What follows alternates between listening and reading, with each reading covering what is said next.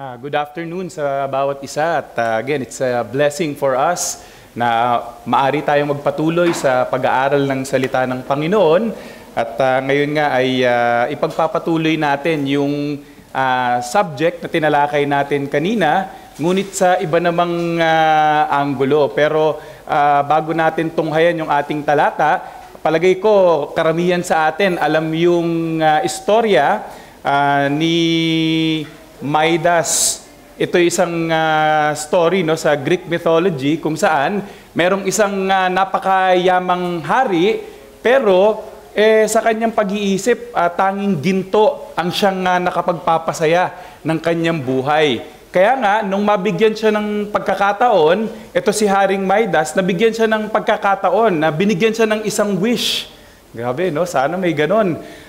Kung merong isang wish na gusto mong mangyari sa'yo, ano ba ang gusto mong hilingin? At itong si Haring Midas, dahil nga ang iniisip niyang makapagpapasaya sa kanya ay ginto, ang kanyang naging, sabihin ko sana prayer, no?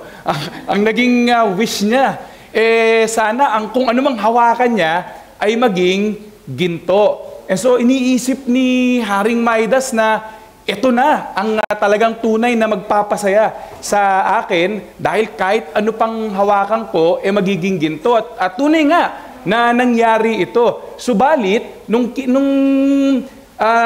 nangyayari na hinahawakan niya na yung mga bagay at nagiging itong ginto, biglang nagkaroon ng sense ng takot si Haring Midas na ano kayang mga pwedeng gawing ginto nitong mga bagay nitong aking mga kamay. At biglang yung blessing na iniisip niya sa kanyang buhay, bigla itong naging sumpa para sa kanya. Kasi bigla na lang pumasok daw yung kanyang anak sa pintuan at niyakap siya.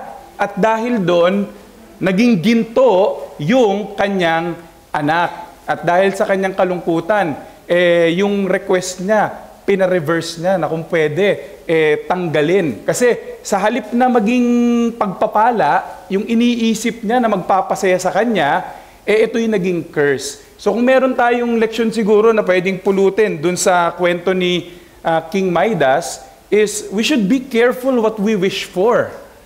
The things that we may think that can be a blessing, a great blessing to us, may actually turn out to be a great curse para sa atin. At sa ating pag-aaral, itong magiging focus natin ngayon as we continue yung study natin sa 1 Timothy chapter 6 at tatalakayin natin yung verse 9 and 10. At siguro, narinig nyo na yung katanungan. Ikaw ba, gusto mo bang yumaman? Yan ang tanong. This afternoon, tanongin nyo sarili nyo, gusto nyo bang yumaman? Ba, hindi talaga prosperity church itong ating kung nasaan tayo. Kung aaminin lang natin, mga kapatid, siguro sa likod ng isipan natin, Pastor, bakit di naman? Bakit naman hindi? Di ba? Sino ba namang ayaw na yumaman? Pero yan ang isang magandang pagnilaya natin na tanong Kumbaga ba, mali ba na maghangad tayo na tayo ay yumaman at ang tinutukoy natin na pagyaman ay yung pagyaman materially. At dito, maganda binibigyan tayo ng linaw ng banal na kasulatan kung anong dapat na maging disposisyon natin dito sa katanungan na ito. So buksan natin ang 1 Timothy chapter 6 at basahin natin mula verse 6, yung tinalakay natin kanina, hanggang verse 10. Sabi ni Apostle Paul, writing to Timothy, "But godliness is a means of great gain when accompanied by contentment. For we have brought nothing out into the world, or nothing into the world, so we cannot take anything out of it either. If we have food and covering, with this we shall be content." Verse 9, "But those who want to get rich fall into temptation and a snare and many foolish and harmful desires, which plunge men into ruin and destruction. For the love of money is a root of all sorts of evil, and some, by longing for it, have wandered away from the faith and pierced themselves with many griefs. Ito pong salita ng Panginoon. Tayo po'y dumako sa panalangin. O aming Diyos na mapagpala sa lahat, kayo na source ng lahat ng karunungan at kalakasan, patuloy kaming lumalapit sa inyo at inaamin ang aming pong kahinaan, ang aming pong pangangailangan sa inyo, lalong-lalo na sa pakikinig namin ng inyong salita, sa pag-aaral namin nito. Hiling namin ng patuloy na karunungan na nanggagaling sa inyo at yung pagpapakabang loob upang matanggap namin ito bilang inyong salita, na sana nga ito'y magdulot ng spiritual na pakinabang para sa bawat isa na nakikinig. Ang aming pong hangarin, sana po lumago kami sa aming pong pagkakilala at aming pag-ibig sa inyo, nang lalo naming maluwalhati ang inyong pangalan. Gamitin nyo ang pag-aaral namin ng inyong salita sa end po na ito. Ito'y aming pong panalangin sa pangalan ni Jesus. Amen.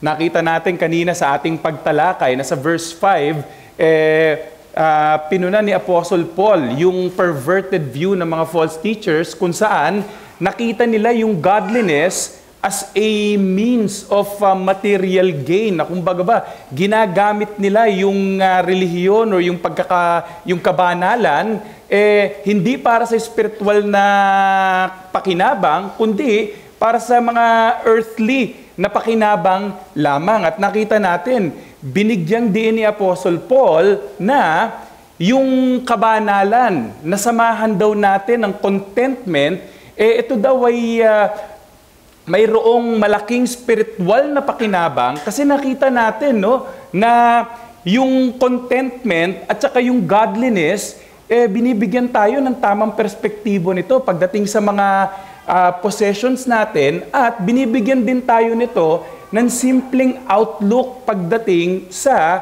buhay. And so, ang hamon para sa verses 6 to 8 is for the people of God to cultivate yung godliness and contentment sa kanilang buhay. Ngayon dito sa verse 9 and 10, Paul now deals with the opposite of contentment. At dito, ang kanyang gustong talakayin ay yung pagkakaroon ng yung paghahangad ng kayamanan. And he wanted to warn those who want to get rich pagdating dun sa dangers ng desires na ito. Kaya ngayon ang title ng message natin, A Dangerous Desire. At ang mensahe na gusto kong iiwan sa bawat isa sa atin is that a willful desire to be rich puts a person in danger of spiritual ruin. Ang determinado, sadyang pagnanais na yumaman ay naglalagay sa isang tao sa mapanganib na spiritual na kapahamakan.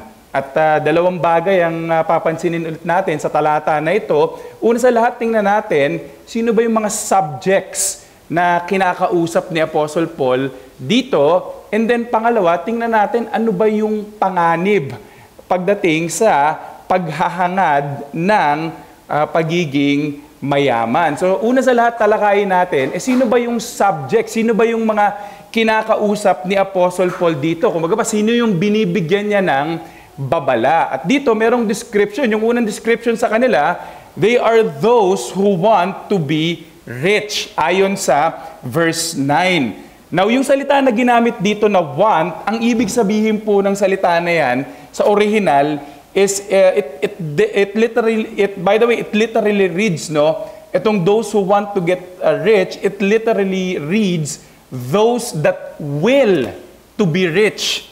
Those that will to be rich. Yung salita na ginamit dito kasi na want, it denotes yung determined or deliberate na desire. Kaya nga, yung sinasabi dito na desire to be rich, hindi lang ito yung parang nagsasabi na sana all yumaman ako. na meron lang wishful thinking na gusto niyang yumaman siya. Ang tinutukoy dito is yung determined na desire, one that involves yung kanyang will na determinado, deliberate na yun ang kanyang minimithi. In other words, ang tinutukoy dito, yung deliberate willing to be rich. Ginamit itong salita na to sa Mark chapter 15, verse 15. Kung titingnan natin dito, sabi sa Mark 15:15, kay Pilate, wishing to satisfy the crowd, Pilate released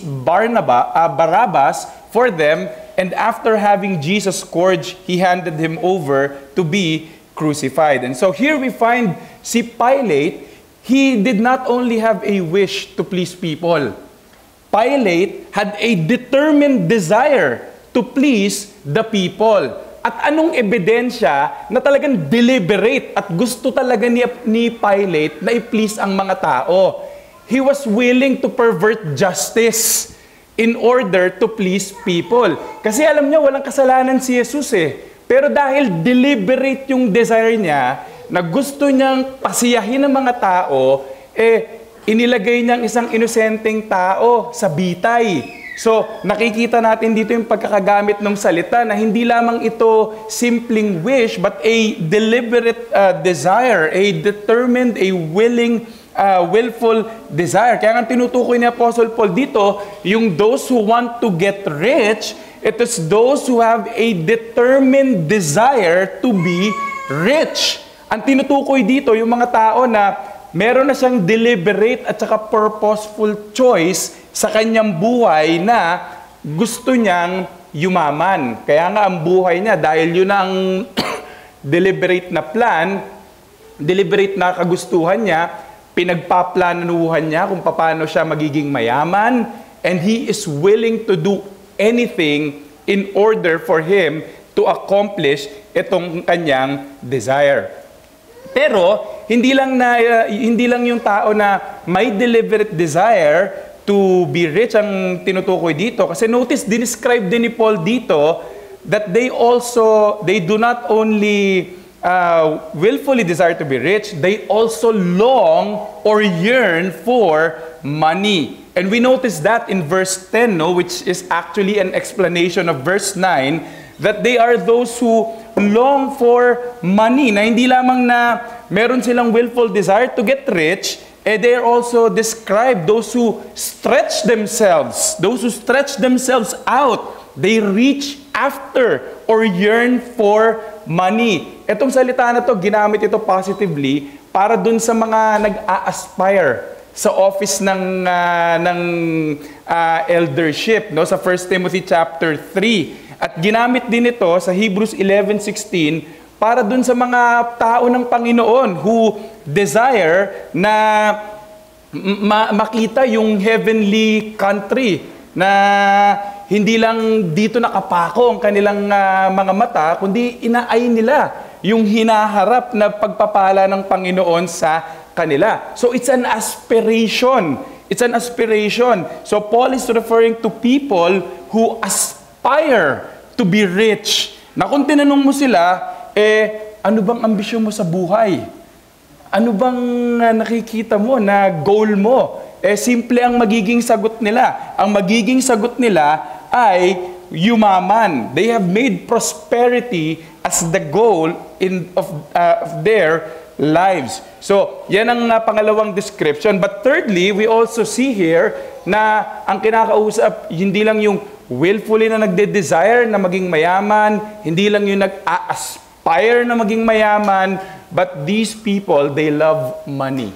They love money. Notice na itong willful desire to be rich at itong aspiration to be rich is rooted pagdating sa pagmamahal sa pera. At the heart of the willful desire to get rich and yung yearning for money is the love of money, ang pagmamahal sa pera. And therefore, ang tinutukoy ni Paul dito, yung kanyang binibigyan ng warning, yung mga tao na nagmamahal sa pera. Ngayon, tanong natin, paano ba natin malalaman ang isang tao, mahal niya ang pera? Alam naman natin, yung pag sinabi nating pagmamahal, no?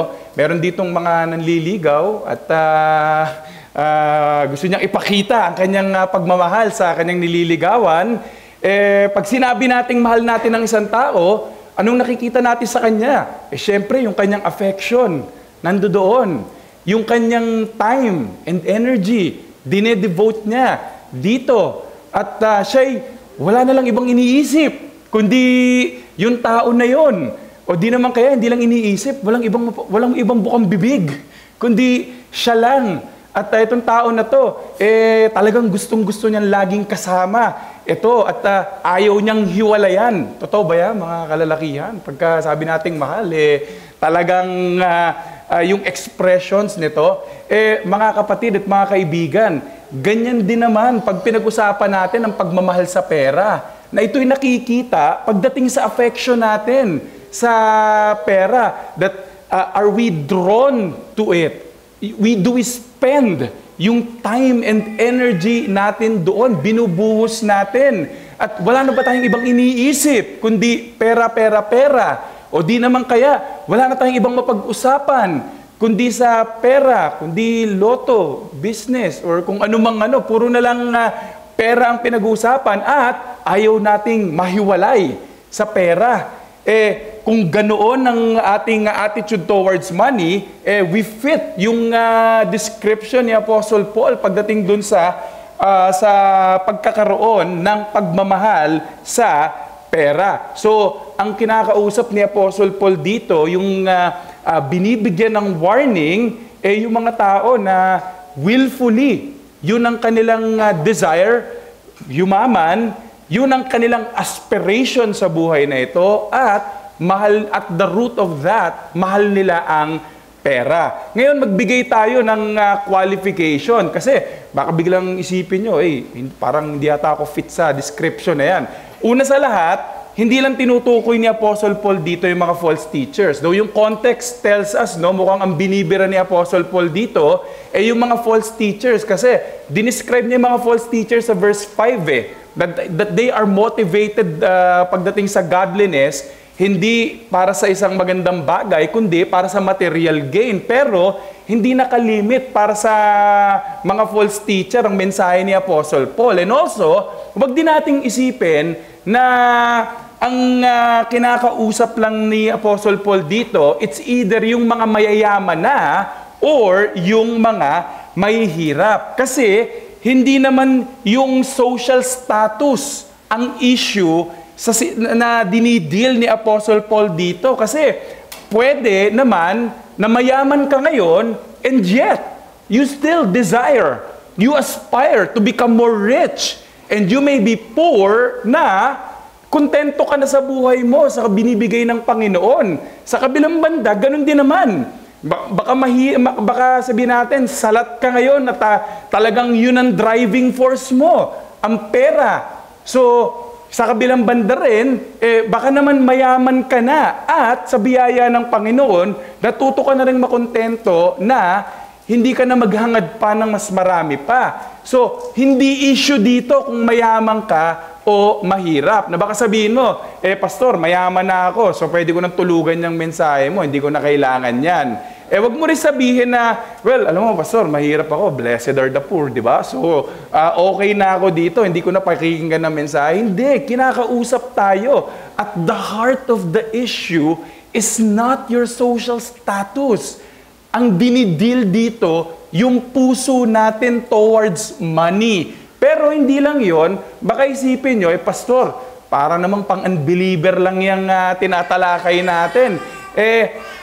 Dapat maunawaan natin, hindi lang winawarn ni Apostle Paul dito yung mga unbelievers na masasabi natin, no, na maaring yun ang driving force ng buhay nila. Pero, kinakausap din ni Paul ang mga mananampalataya dito, which is made obvious by verse 10. Kasi, may pahapyaw doon, patungkol doon sa mga nag-profess na mga mananampalataya. Kaya nga, Kung ikaw ngayon hindi ka mananampalataya, siguro may ang magandang katanungan sa'yo, straightforward. Ikaw ba nabubuhay para sa pera?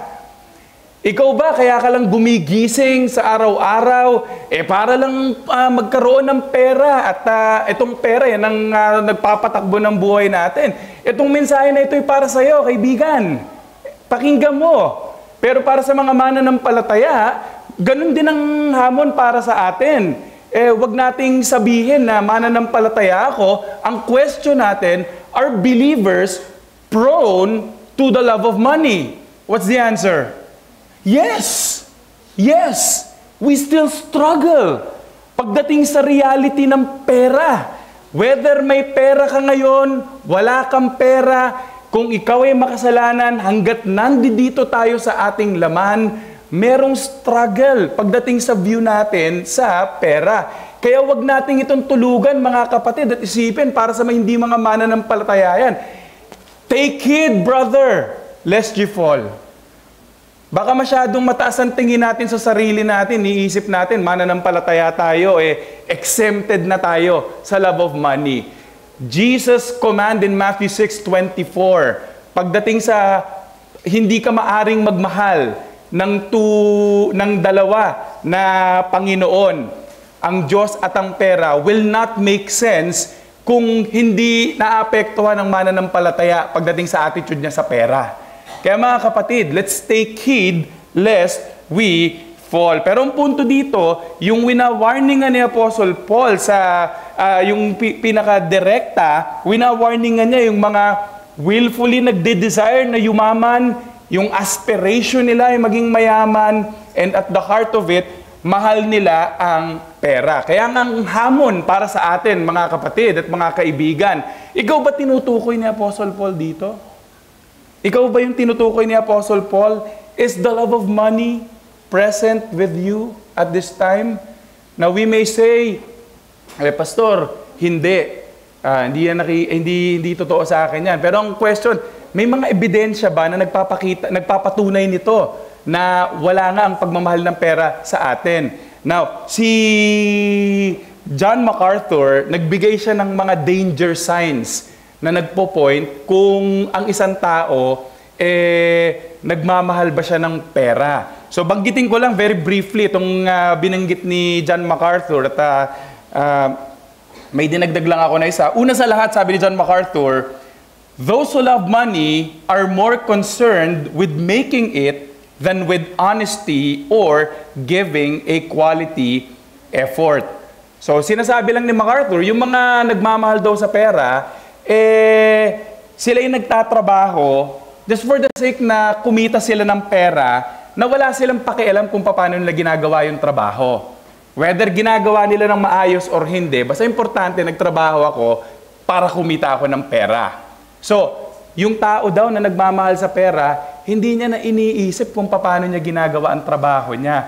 For as long as magtatrabaho siya para lang kumita siya ng pera. There's something wrong with that, mga kapatid. Especially kapag mga mananampalataya tayo, tayo'y ini-expect ng Panginoon that we should do our best pagdating sa ating mga pagtatrabaho, na ibigay natin ang ating sarili sa mga gawaing ibinibigay sa atin dahil hindi tayo naglilingkod sa boss natin, di ba? Sa earthly boss natin, sinasabi, we serve Christ. Kaya dapat lang na ibigay natin ang ating best sa pagtatrabaho natin. Kaya nga, sabi ni MacArthur, isang senyales, kapag tayo, kontento tayo sa mediocrity sa trabaho natin at nagtatrabaho lang tayo, basta matapos ang deadline at para kumita ako, may problema tayo. Pera ang nagpapatakbo sa atin rather than Jesus Christ, who we know is our Master, whom we serve. But secondly, sabi rin ni MacArthur, those who love money never have enough. Na bagamat meron na silang mga basic needs nila, pero on top of the basic needs, napaka-gracious ng Panginoon, pinagkaloob sa kanila yung mga iba pang mga pagpapala, pero hindi sapat Gusto pa rin. Meron ng 10 pares ng sapatos. Gusto pa rin ng isa. Meron ng Jordan 1. Gusto pa hanggang 38. Meron ng koleksyon ng mga ano siguro, no? Kababaihan. May koleksyon na ng bag. Saan pa ba gagamitin yung iba?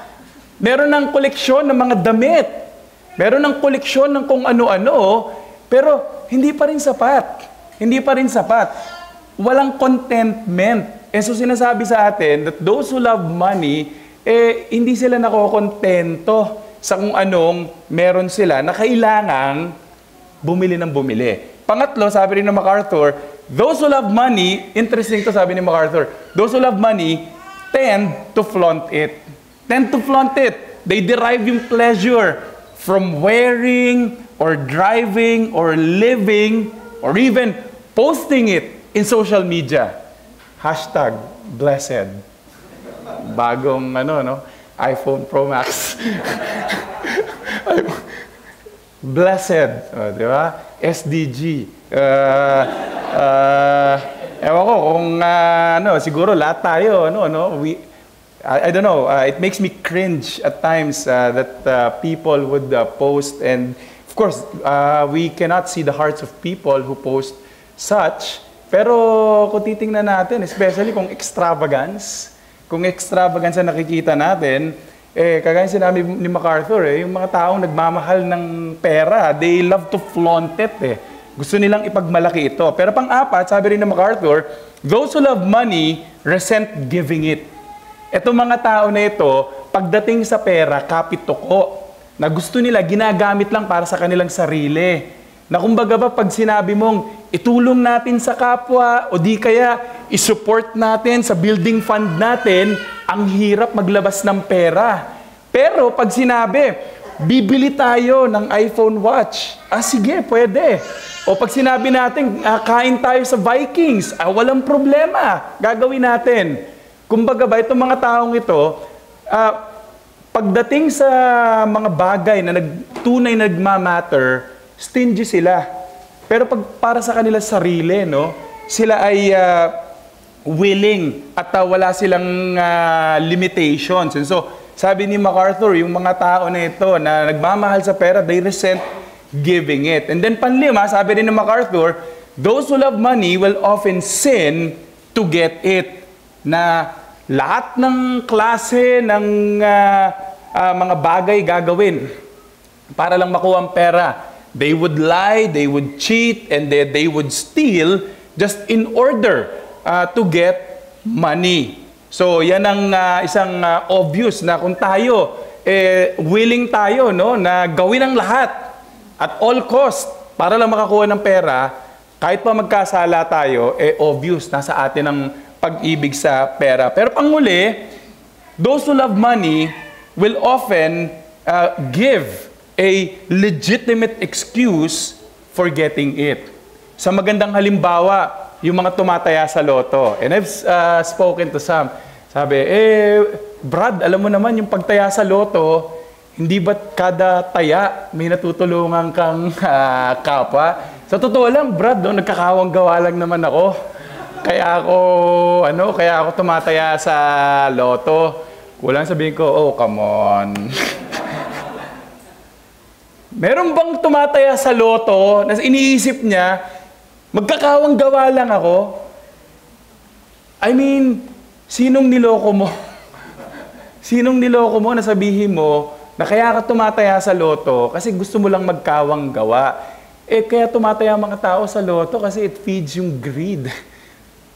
Easy money. Easy money. Meron ding iba na they would deliberately work on a Sunday in order to earn extra and say, well, alam mo naman, pastor, para naman ito sa future ng aking pamilya. Kaya kailangan, trumabaho tayo ng extra. Hindi natin masabi ang panahon ngayon. I've visited one before, na sabi niya, kung bakit siya absent, pastor, alam mo naman na sa panahon natin, mahirap ang mga bayarin, nandiyan dyan na, so kailangan magtrabaho, kaya kahit pati Sunday, trabahuin na natin para lang ma-provide ang pangailangan natin. Ngayon, To a certain degree, siguro may mga emergencies na nangyayari yon.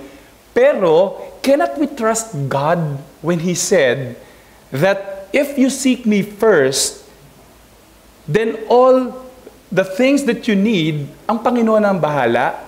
Hindi ba natin pagtiwalaan? Kung minsan, sa totoo lang, ang problema, hindi naman ang pangako ng Diyos eh. Ang problema, yung pagdududa ng tao sa Diyos eh, sa kakayanan niya.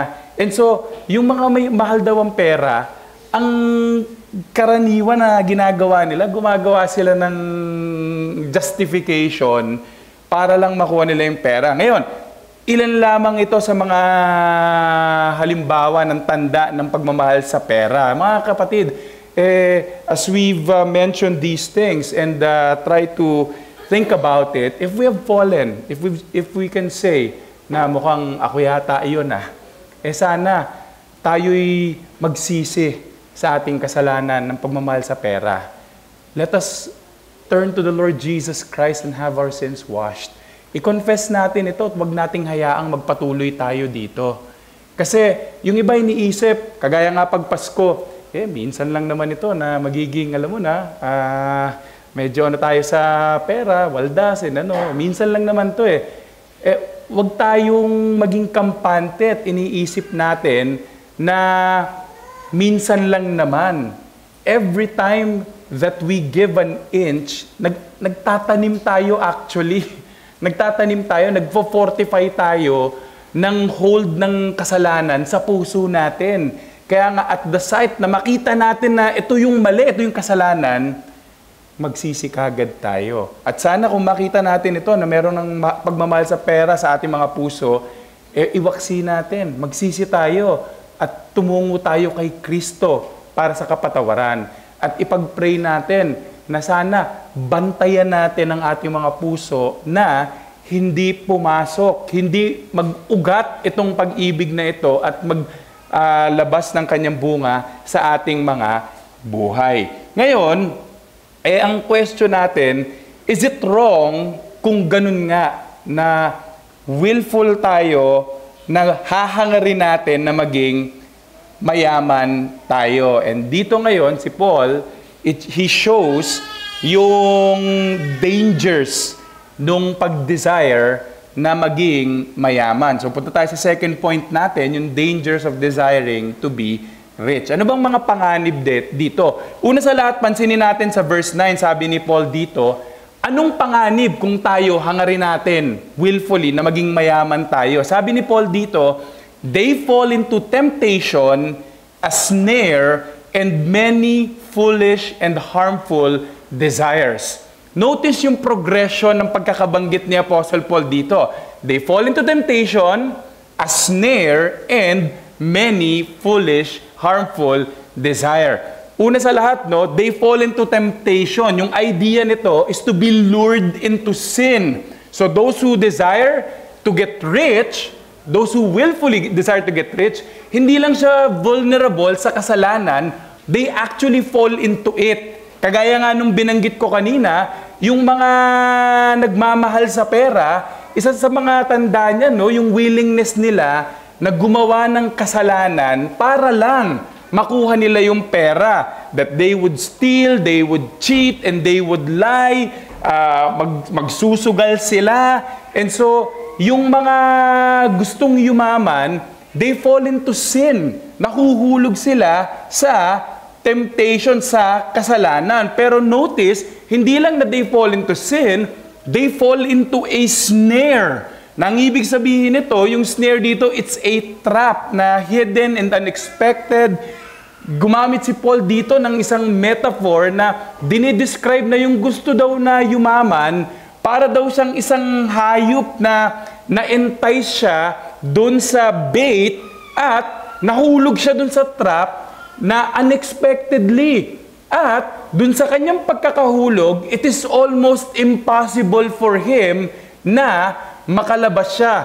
Parang yung greatest enemy lang namin sa bahay, yung maliliit na mga bubuit na may patibong na mga pagkain doon, na may trap, na kung mahuli sila doon, may mga chances nakakalabas, no?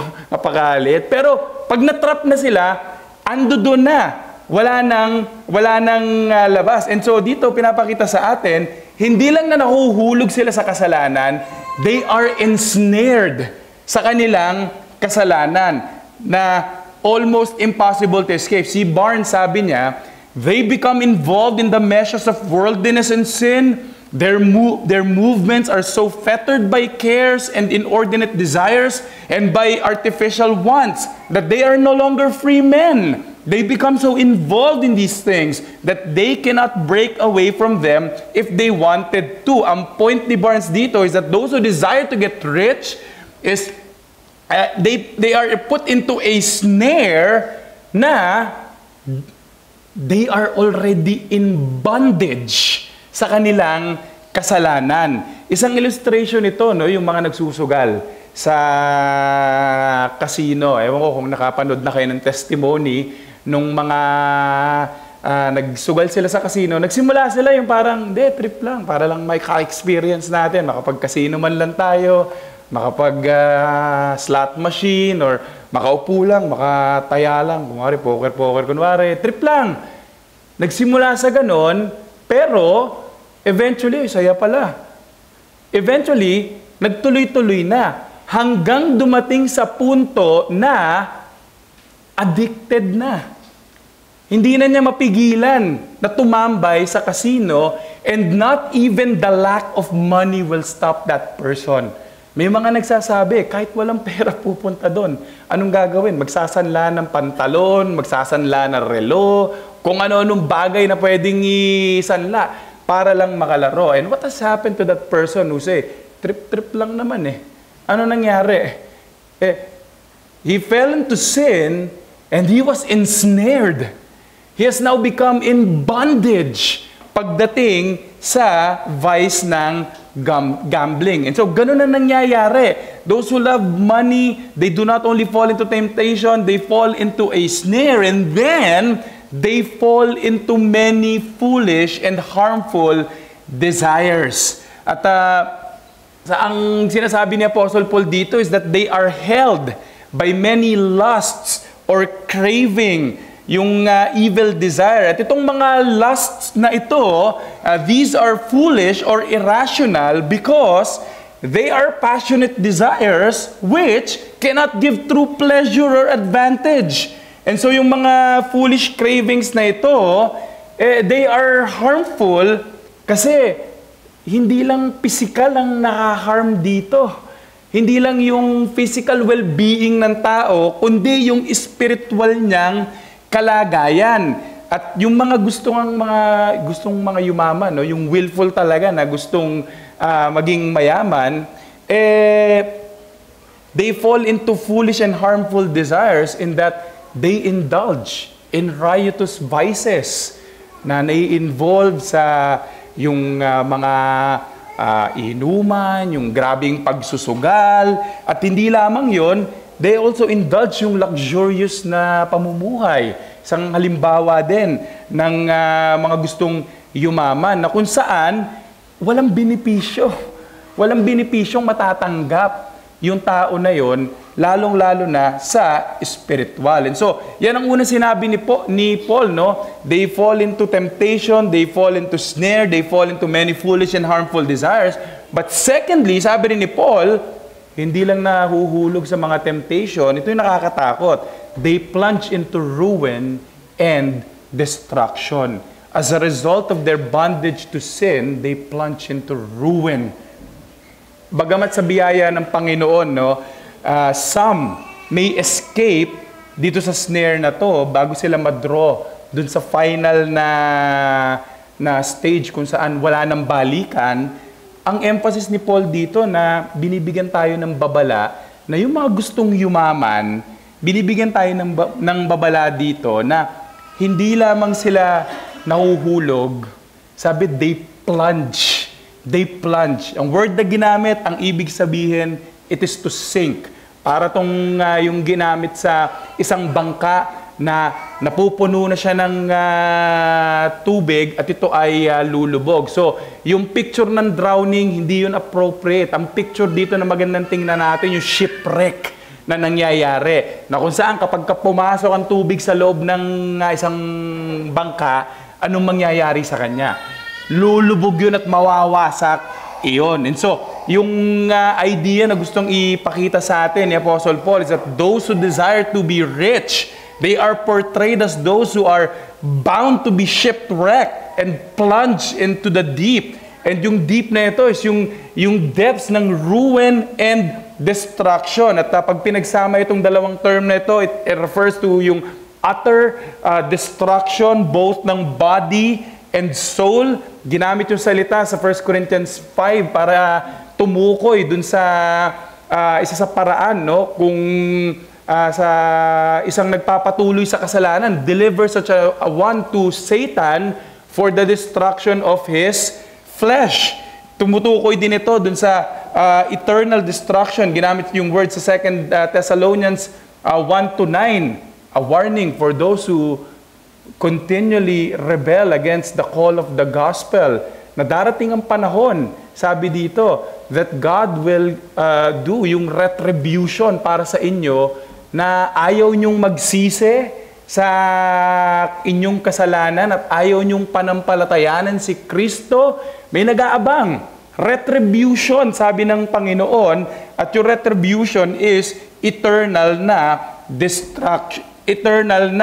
destruction. And so, ang picture na binibigay sa atin ni Apostle Paul dito is a complete na ruin both ng body at saka ng soul. Now, pag sinabi ni Apostle Paul dito na ruin and destruction, huwag tayong magkamalit, isipin natin, i-annihilate ng Diyos ang mga tao, kagaya ng paniniwala ng ilang mga kulto na sinasabi nila, God is too merciful, no, for eternal punishment. Ang ginagawa ng Panginoon sa mga magpapatuloy sa kasalanan is that i-annihilate lang sila. Nang ibig sabihin, as punishment to them, they will just cease to exist. Hindi natin nakikita yung pagtuturo na yan sa salita ng Diyos. Ang nakikita natin dito, yung eternal destruction, ito yung eternal suffering na mararanasan ng mga taong ayaw magsisi sa kanilang kasalanan. Mararanasan ninyo ang puot ng Diyos magpakailan paman. Yan ang eternal na damnation. And so, ang punto dito is that those who willfully desire to get rich, they plunge. Hindi sa dagat, kundi sa damnation. Sabi nga ni Thomas Watson sa kanyang works, many have sunk to hell with golden weights. Bakit? Anong nagdala sa kanila doon? Yung pag-ibig nila sa pera. Yan ang panganib. Yan ang panganib. Ang plunging into eternal damnation. Pero, thirdly, sinabi rin ni Paul dito, they also wander away from the faith and pierce themselves with many grief. Ito mga kapatid, siguro, kailangan maging gising tayo para pakinggan ito sinasabi ni Apostle Paul sa atin. Kasi, kagaya nung binanggit ko kanina, baka iniisip nyo, pang hindi mananampalataya itong message na ito. Pero ano sabi ni Paul? Isa sa mga panganib ng pagmamahal sa pera is that they cause people to wander away from the faith and pierce themselves with many griefs. And obviously, sinong tinutukoy ni Paul dito? Unbeliever? Hindi. Professing Christian ang tinutukoy ni Apostle Paul dito. Kinakausap ni Apostle Paul, tinutukoy ni Apostle Paul dito are those who have made a profession of faith that they believe in Jesus Christ, that they are a follower of Christ, pero dumating ang panahon, nasilaw sila sa pera, minahal nila ang pera, at ano nangyari? Tinalikuran nila si Kristo. Tinalikuran nila si Kristo. And therefore, those who willfully desire to be rich, listen, mga kapatid, they are in danger in wandering away from the faith. In other words, they are in danger of apostasy. Matakot tayo mga kapatid. Huwag nating maliitin yung kasalanan na sabihin natin, ang liit lang naman yan. Love of money, siguro pwede namang Mga kapatid, pwedeng humantong. Pwedeng humantong sa pagtalikod sa Panginoong Yesus. Itong kasalanan na ito. At kung magtatanong tayo, nangyari na ba yun? Yes! We have Demas, 2 Timothy 4:10. He have loved the present world and deserted the Apostle Paul. Tumalikod siya kay Kristo para lang sa mundong ito. At hindi lamang biblical examples ang meron tayo. Hindi ko alam sa iglesyang ito kung nangyari ba ito, but there are those who have forsaken Christ because of money. That's a reality. Na yung iba iniisip, kagaya nga nung binabanggit ko, pagdating dyan sa mga issue ng trabaho, lilipat ng lugar, whether abroad or sa ibang lugar, how many times has it happened ng isang mananampalataya without considering the welfare of his soul, who only thought about money, thought about material gain, na ang nangyari sa kanya, well, be fine over there. Pero pagdating doon, ano nangyari? Ano nangyari? Wala. Dahil walang church, walang fellowship, walang gathering ng mga believer, naging malamig. And ultimately, ano nangyari? They wander away from the faith. Hindi mo na makita. Hindi mo na makita sa church. At pati yung pananampalataya niya kay Kristo, binitawan niya na. At bilang resulta niyan, hindi lang apostasy, ang description ni Paul sa kanila, meron daw self-inflicted na pain They pierce themselves Sabi ni Paul, kumbaga ba parang itong kumuha ng bato, no? or ng panaksak at sinaksak niya yung kanyang sarili at para saktan ang kanyang sarili. Those who pursue riches, hindi lang sila in danger na talikuran nila ang kanilang Panginoong Yesus, but they experience grief and pains in the process. And I don't know, you may have heard of sad stories of those who forsook Christ dahil lang sa pera na sa halip na masatisfy sila dun sa iniisip nila, no? Ini-imagine nila na, sige, siguro pag sa trabaho, let's say, mag-abroad ako doon, maganda pera. Iniisip nila na magiging maganda ang kalagayan nila doon, masasatisfy ang soul nila without considering yung kanilang kaluluwa. Nakarinig na ba kayo ng kwento na sa halip na maging maganda, it was a tragedy. A horror story has happened. Why? Napabayaan niya yung kanyang spiritual na kalagayan and it ended up, napahamak ang kanyang kaluluwa na hindi lang sa nag-aantay siya ng paghahatol ng Panginoon, but presently, he's living a life of misery. Hindi ba't yan ang sinabi kay Lot sa gitna ng experience niya sa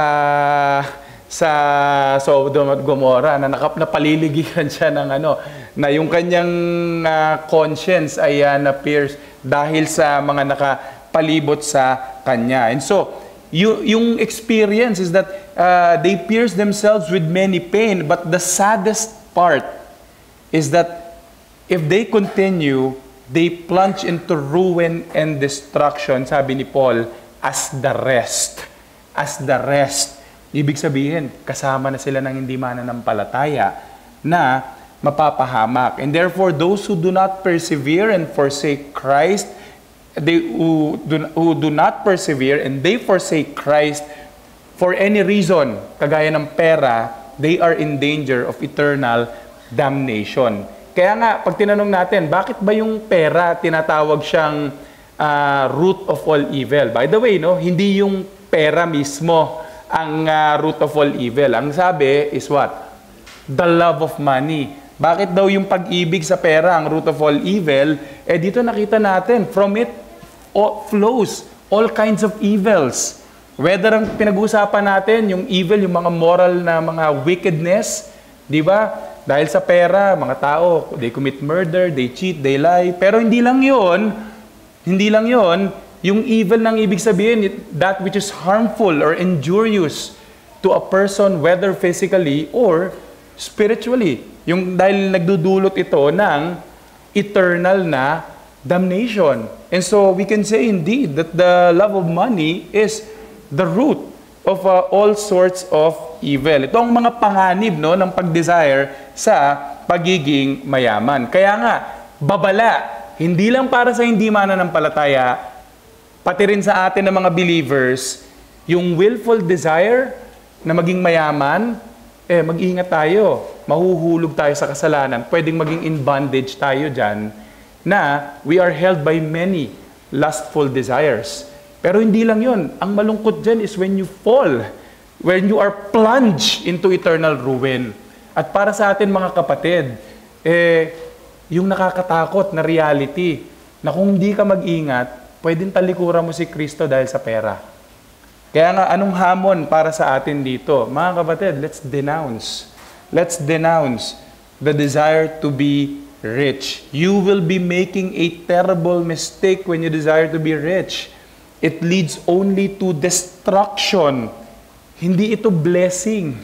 It is a curse. It is a curse. Ngayon, ang tanong, mali ba kung i-desire natin yung blessing ng Lord sa ating mga labors na magkaroon, sabihin natin, ng material na mga benefits, yung blessing na yon. Malaking diferensya po yung isang tao na talagang ang pinopursue nyo lang is magkapera siya versus yung isang tao na ang desire niya, gawin niya yung best niya sa trabaho niya and ang prayer niya, ang Panginoon ang bahalang mag-reward nung kanyang labors. Ang laki pong diferensya nun. So mga kapatid, sana we do not only labor for money for the sake of money. Hindi lang tayo nabubuhay para lang sa pera. Kasi kung mangyari na ganon, ito yung panganib na nag-aantay sa atin. Pero pangalawang hamon para sa atin, hindi lang na i-denounce natin yung love of money. Let us look to the Lord Jesus Christ. Why? Sino bang pwedeng magpalaya sa atin pagdating sa bondage ng kasalanan ng love of money? Sino bang pwedeng mag-deliver sa atin sa penalty, yung eternal damnation? Sino bang pwedeng mag-deliver sa atin dyan? Kaibigan, walang iba kundi ang Panginoong Jesucristo. May you look to Christ for salvation.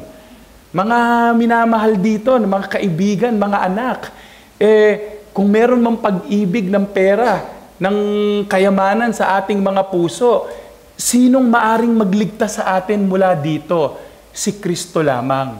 At para sa atin naman ng mga mananampalataya, the same is true para sa atin. What can keep us from pursuing money? What can keep us from the love of money? Look to Christ. May we find Jesus Christ more precious than silver or gold. May we look at the beauty of Christ and be continually say na Christ is worth than yung riches ng mundong ito, that we are willing to forsake yung riches. But ang gusto natin si Kristo. And so, kung meron man na hamon para sa atin, sana tumingin tayong lahat kay Kristo. Tumingin tayo kay Kristo. Yan ang mag-iingat sa atin na hindi tayo mahulog sa pagmamahal sa pera. So in conclusion sa ating pag-aaral, nakita natin that yung desire to get rich is a dangerous desire. Kasi ultimately, ang dulo niyan, kung hindi tayo magsisi, spiritual ruin. Kaya nga sa panghuling mga application natin, pagpapaalala, mga kapatid, even in this season, tatawid tayo sa susunod na taon, anong pinaplano nyo sa buhay, anong ini-aim ninyo. Sana naman mga kapatid, wala sa atin. Sana yumaman ako pagka sa susunod na taon. Bantayan natin ang mga puso natin, mga kapatid. Bantayan natin ang mga puso natin. Ayaw natin na maging kagaya tayo ni Judas. Ayaw natin na maging kagaya tayo ni Dimas. Naiiwan natin ng Panginoon para lang sa temporal na pera. At paalala, sana, wag nating ibigin ang pera. Ibigin natin ang Panginoon. Yan ang sabi ni Jesus, di ba? Na kung meron man tayong paglilingkuran, hindi tayo dapat kumakanta ng sana dalawa ang puso ko. Hindi mangyayari yun eh. It's either you are for God or for somebody else. Kagaya ng pera. Piliin natin ang Diyos. Piliin natin si Kristo. Huwag perang mahalin natin. Ang pag-ibig natin, ilagak natin kay Kristo. At ang tanong, is Christ worth sa pagmamahal natin? If He has redeemed you by His precious blood, then you say, yes, Lord. Amen. Christ deserves yung aking pag-ibig. At paano natin labanan itong love of money? Ilang mga bagay lang, no, practical na paglabanan natin itong pag-ano. Kumbaga ba, negative kasi yung wag mong ibigin ng pera. Ngayon, positive. Positively, para labanan ng pag-ibig sa pera, edi yung pera natin, gamitin natin para sa Panginoon. Gamitin natin para sa Panginoon. And it's good, no? Kagaya ng binanggit ni Pastor Ramen, no? Hindi naman namin pinag-usapan yung, pasensya na kayo, nag-uusap na tayo ng pera ngayon. Nag-uusap na tayo ng pera. Pero, gamitin natin yung pera natin para sa Panginoon. And kayo bilang church, may opportunity kayo. Merong desire para maging mas conducive ang worship dito. Ilaan natin ang pera natin. Na sana wag tayo yung tao na willing maglabas ng pera para sa Vikings, pero para tumulong sa gawain ng Panginoon, ay wag, hayaan mo na. Si kapatid na lang na ganyan, hayaan mo na. Mga kapatid, gamitin natin ang pera natin para sa Panginoon. May we be good stewards of the riches of Christ that He has given to us sa mga binigay sa atin ng ating Panginoon. Also, hindi lang para sa Panginoon, gamitin din natin para sa mga kapwa natin. Opportunity to help. Isa sa mga tanda ng mananampalataya, tumulong tayo. Do good to all people. And one of the ways, we can use our money para dyan. Pero hindi lang yan, we can also support yung ating mga pamilya na sana wala ditong stingy pagdating sa kanya mga kapamilya. Ang lakas man libre sa barkada, pero pagdating sa bahay, di man lang makapag sa internet. Sana walang stingy dito sa kanilang mga kapamilya. Gamitin natin para sa pamilya natin. And it's also good to use yung money natin to prepare for the future. To save. Sabi nga yan sa Proverbs, di ba? Na it's a good thing na magkaroon tayo ng savings natin. So, yan lamang ilan sa mga paraan to combat yung pagmamahal sa pera na sa halip na negatibo, dali natin dito sa positibo yung mga bagay na nakapagbibigay ng luwalhati sa Panginoon. At panghuling hamon natin, paalala, para sa mga mahal natin sa buhay, patuloy akong nananawagan sa inyo na sana hindi lang kayo mabuhay para sa mga bagay dito sa mundo, especially pera. Nakakalungkot kasi yan ang prevailing mentality ng tao eh. Pag tinanong mo sila, bakit sila gumigising, bakit sila nagtatrabaho, at the root, talagang pera ang nagpapaikot sa kanilang buhay. Kaibigan, sana hindi ganun ang mangyari sa'yo. Kasi ang ending niyan, spiritual ruin. Isang malungkot na wakas para sa iyo. Ang kailangan mo si Kristo. Isuko mo ang buhay mo sa Kanya. Manampalataya ka kay Kristo bilang iyong Panginoon at tagapagligtas. Tayo po manalangin. Aming Diyos, patuloy kaming humihingi ng inyong biyaya na sana po ay kayo ang tumulong sa amin na mailapat namin ang mga katotohanan na aming narinig para po sa inyong kaluwalhatian. At patuloy naming hinihiling ang inyong pagkilos sa mga mahal namin sa buhay na wala pa kay Kristo.